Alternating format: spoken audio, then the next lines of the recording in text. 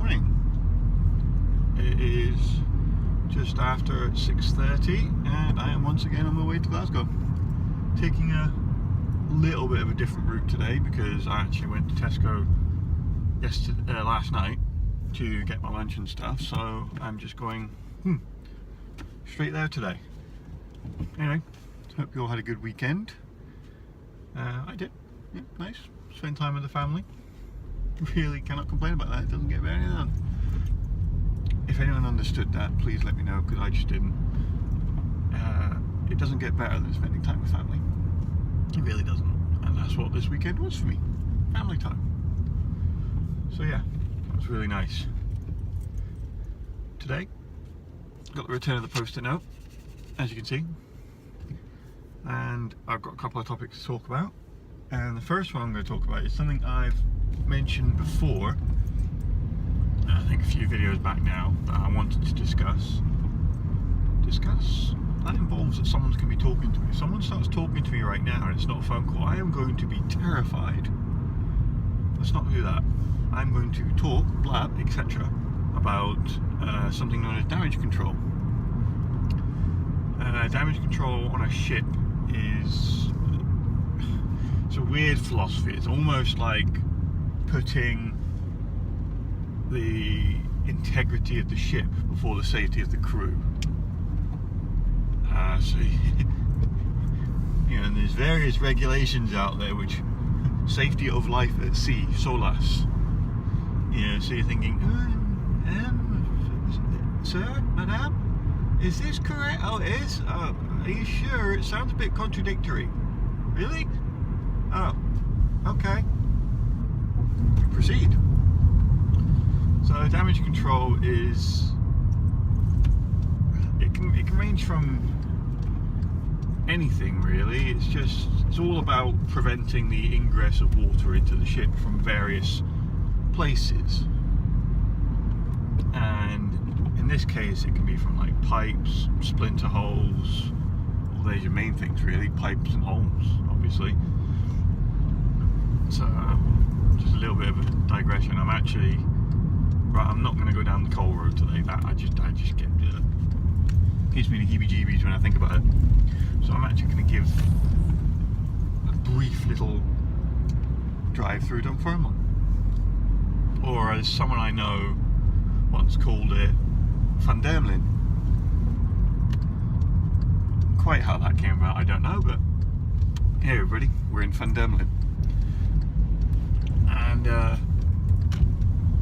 yeah, so damage control is just preventing the ingress of water, and it can be simulated on a rig in which you start off. I'm talking from experience here. I've actually done this, and I can say it might sound scary and things, but it's actually a whole hoop of fun. I really enjoyed it. And anyway, excuse me, sorry. And a couple stones. Good thing I don't have my old phone holder. I'll use my phone actually, but anyway, camera holder. Otherwise you'd be staring at my crotch again. We don't like that. So anyway, yeah, damage control again. God, I'm digressing a lot this morning. Anyway, damage control, and you basically start off in a room which is like a fire party base or something, I don't know, and it starts off, the whole exercise starts off with sound effects which sound like they came from an Amiga game. Never mind Mega Drive, woo, that's far too high tech.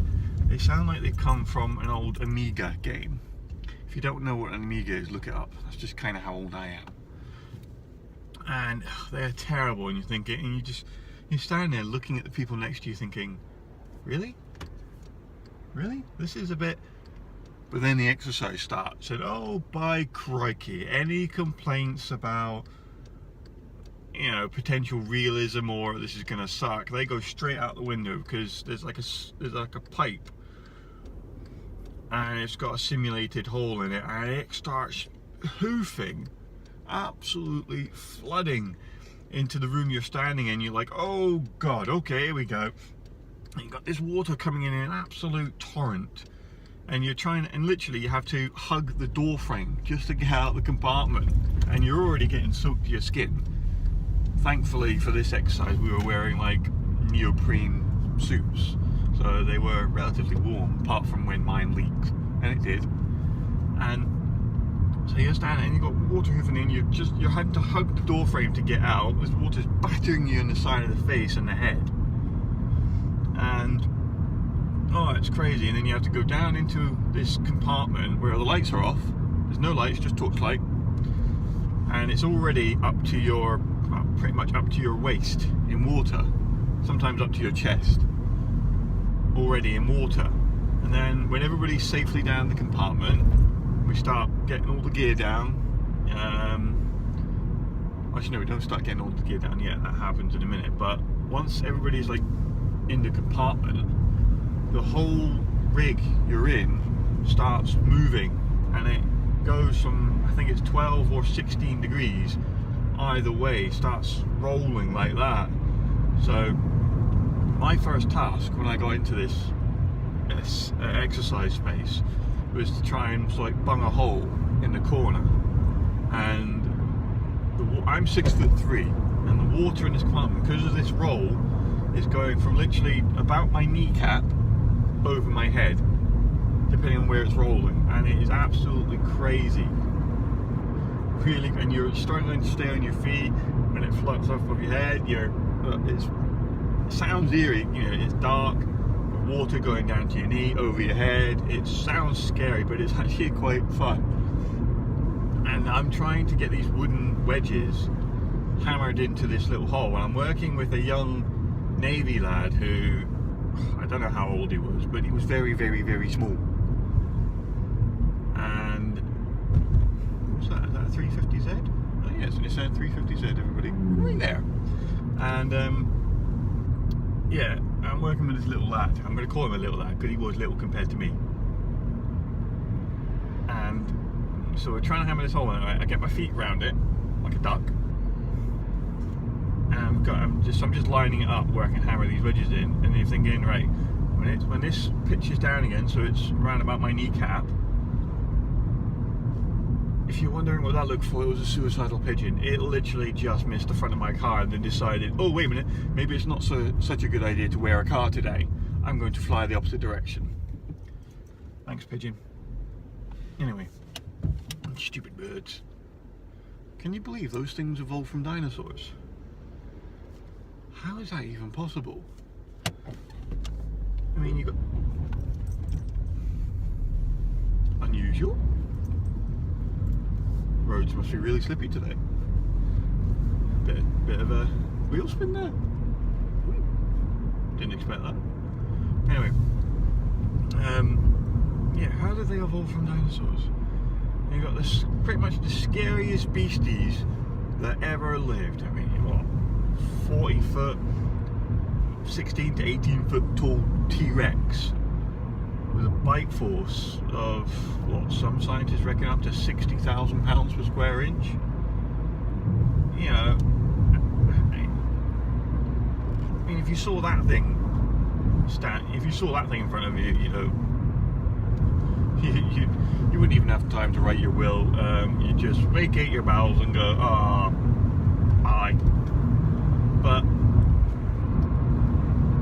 you see a bird and it's just, how did that happen? How? Anyway, so damage control. I'm working with this young Navy lad, and I've lined up the orifice to hammer the wedges into. This conversation can go downhill so fast. Please don't go there. And so as the rig starts to roll in my favour and the water gets just below my knees, I go, right, I can hammer this in now. So I get down close, bring up the hammer, got the wedge ready, and of course, because it's roll down low, the water pressure coming from the hole starts spraying in my face. I'm like,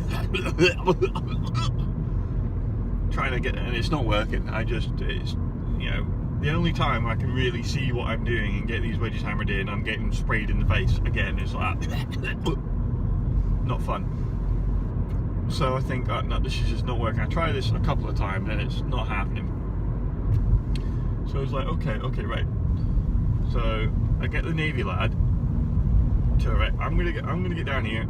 You jump on my back. So it gets to the point where I'm on my knees, underwater, and I got this little Navy lad on my back like a parrot. I mean, he's literally perched on my shoulder blades with his knees, sitting, probably looking around. I don't know what he was doing, but he was looking around and he was sitting on my knees trying to hold me under the water, and it's still not working. So it's like, oh, terrific. So I come back up, a bit of a cough and a splutter, and I just go, right, you're gonna have to go do this, because I just can't stay down there, I'm too buoyant.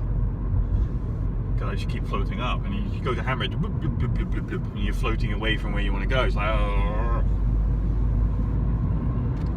So it gets to the point where I basically grab him by his collar, and I think before he gets a chance to protest, he's got these wedges and a hammer shoved into his hands, by me of course, and I've got him by the collar, right, down you go, and I literally hold him under the water.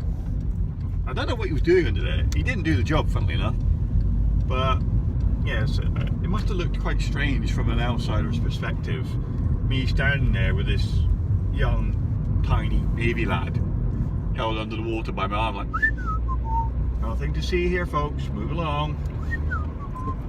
So yeah, but no, that didn't work either, and we eventually got the bungs in. Well, the Navy lad was fine, by the way. He came up with a little bit of a cough and a splutter, but he was fine. And we eventually got these bungs in, then it was just move on to do other things, but yeah, it was fun. It was a whole lot of fun. But anyway, that's damage control in a little bit of a nutshell. It's quite interesting, and putting bungs in a hole, or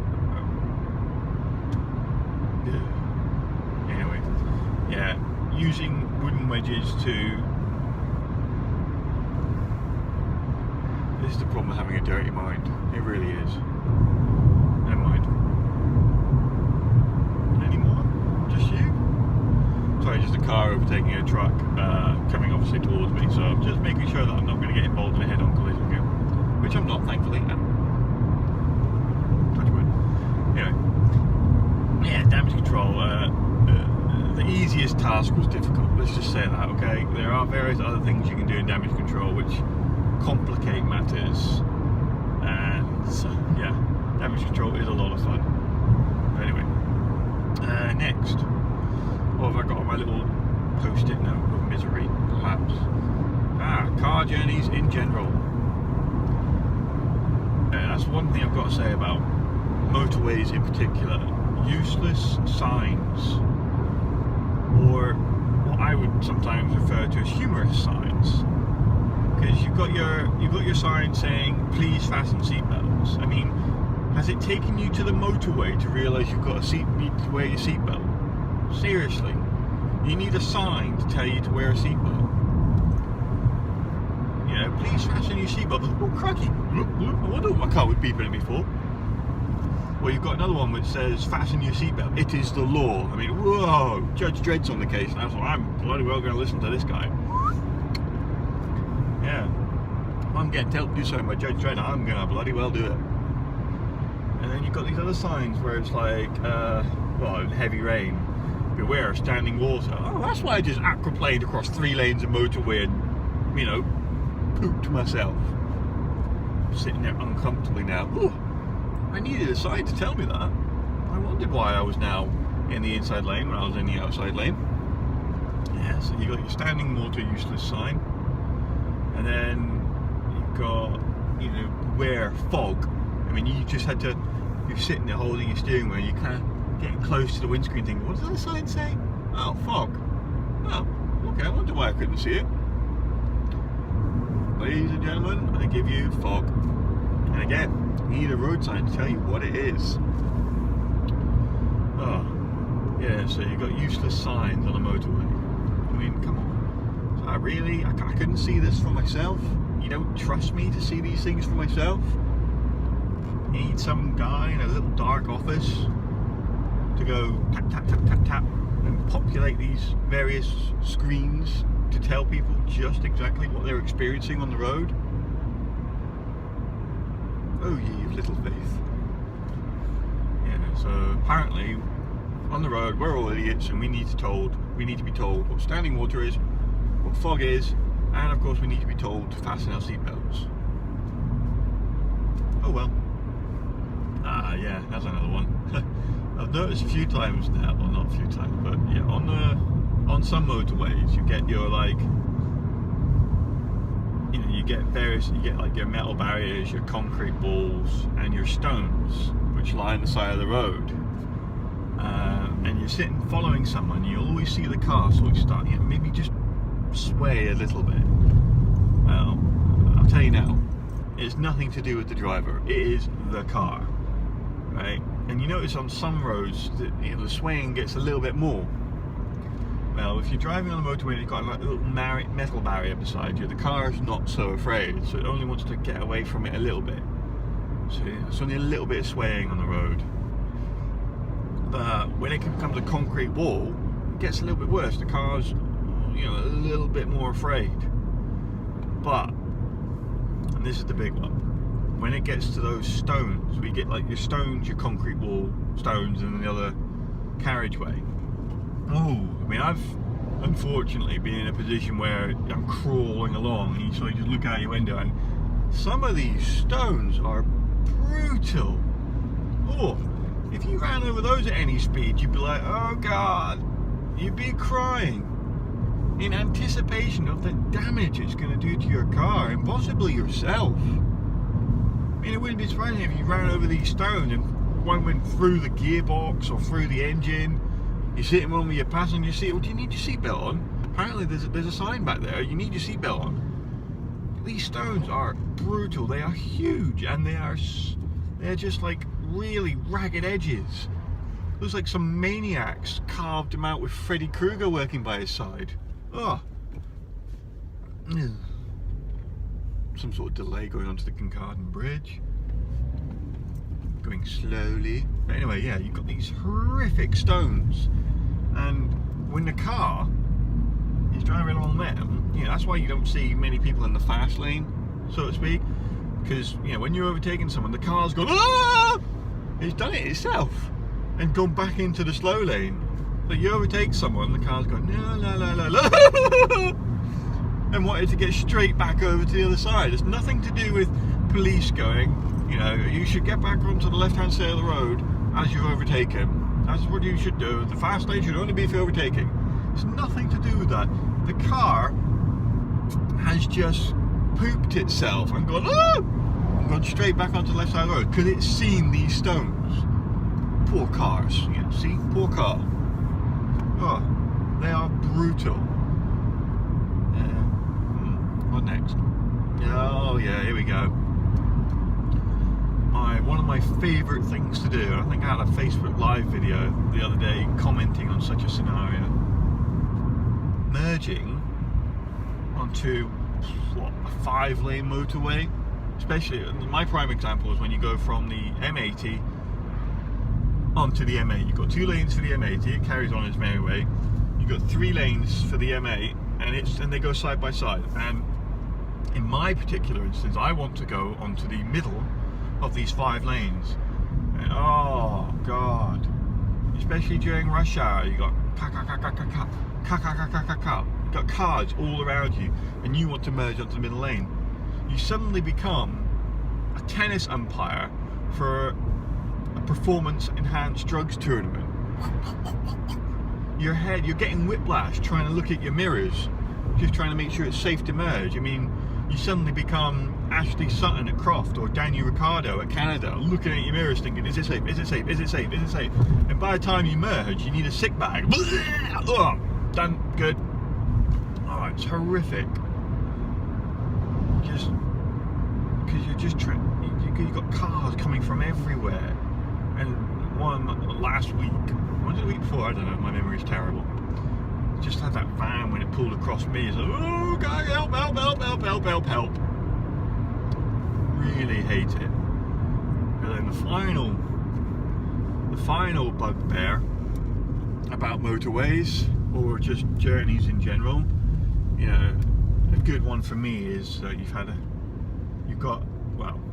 be down south and I'd be driving home, and you've had a great journey, you know, you're flying along, got your good tunes on, or in my case, because it's a long journey, an audiobook. Sorry, idiots up ahead on the road. And, you know, enjoying the book, enjoying the road, I'm going home, I am happy. And then it happens. The worst thing any motorist can experience. You're looking up ahead and the good mood just evaporates out of you. Like you've just seen a big angry T-Rex. It just disappears. And it doesn't disappear slowly. It goes, it just completely vacates. You know, you see the dreaded sea, absolute proverbial sea of red brake lights up ahead. And it's, you know, your mood sinks down low like your head. You know, and then the tears start coming. Oh, it's just horrible. What's the best is Audi's going to try and get in front of me. I'm going to try not to let him, but still. Get traction control. I don't usually do that. Well, normally because I can't, because my car's not quite fast enough. This guy's going to be happy behind me. Sorry, shouldn't enjoy that too much. But anyway, it's not often you get to beat the impatient twats at their game. So, yeah, just the sea of brake lights, and it's the worst thing you can see on the road. And by the time you come to the dreaded stop, waiting in line, you know, the tears are free flooding down into your lap. And then you just gotta carry on. But anyway, at the usual stopping point now, so when it's safe to do so, I am going to say farewell and adieu, you Spanish ladies, or just farewell and adieu, everyone. Oh look, there he goes. Bye. Anyway, have a good day.